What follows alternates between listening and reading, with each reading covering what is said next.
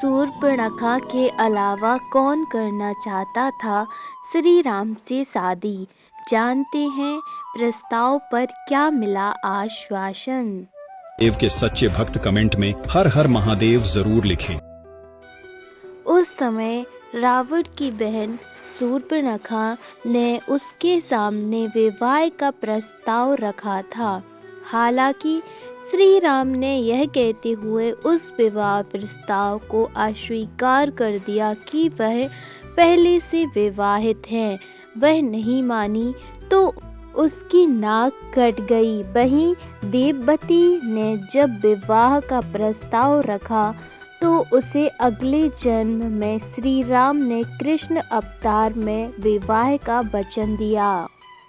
शूर्पणखा की शादी के प्रस्ताव को भगवान राम ने अस्वीकार कर दिया। उसके नहीं मानने पर लक्ष्मण जी ने शूर्पणखा की नाक काट दी थी। देववती को अगले जन्म में श्री कृष्ण अवतार में अपनाने का मिला वादा। जब उन्हें 14 वर्ष का वनवास मिला तब वह भटकते हुए जब जंगलों में घूम रहे थे, उस समय रावण की बहन शूर्पणखा ने उनके सामने विवाह का प्रस्ताव रखा था। हालांकि श्री राम यह कहते हुए उस विवाह प्रस्ताव को अस्वीकार कर दिया कि वह पहले से विवाहित हैं। उन्होंने लक्ष्मण की तरफ इशारा कर दिया। शूर्पणखा ने लक्ष्मण के सामने विवाह का प्रस्ताव रखा तो उन्होंने भी शादी के इनकार कर दिया। इसके बाद भी जब शूर्पणखा नहीं मानी और उसने माता सीता पर हमला करने की कोशिश की तो लक्ष्मण जी ने उसकी नाक काट दी थी। यही घटना क्रम आगे चलकर राम रावण के युद्ध का कारण भी बना। वेदवती को मिला अगले जन्म का आश्वासन। इसके अलावा एक और कहानी सुनाने को मिलती है जो कि वेदवती नाम की महिला की है।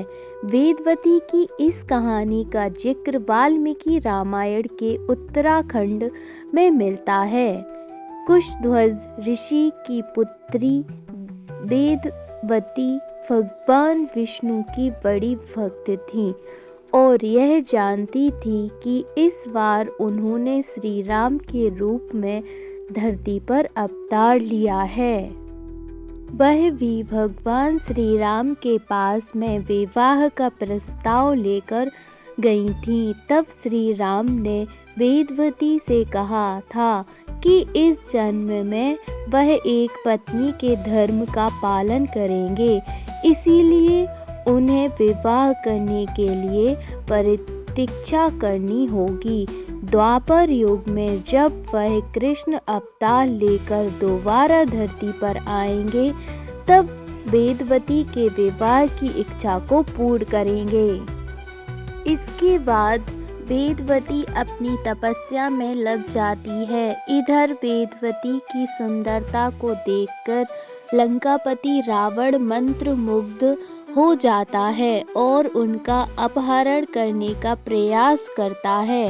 अपनी पवित्रता की रक्षा के लिए वेदवती ने अग्नि प्रस्थान कर प्राण त्याग दिए थे, मगर इससे पहले रावण को श्राप दिया कि एक स्त्री के कारण उसकी मृत्यु होगी।